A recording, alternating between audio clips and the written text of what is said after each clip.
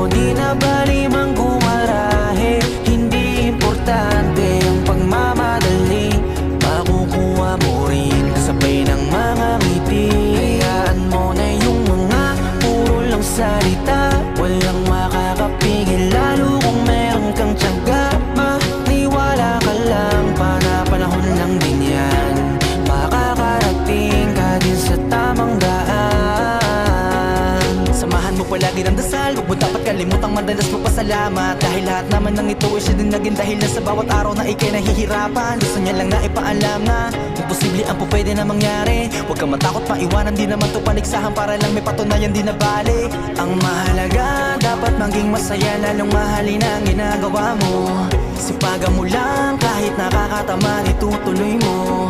Walang masama hanggat wala kang dinatapakan tao. Yan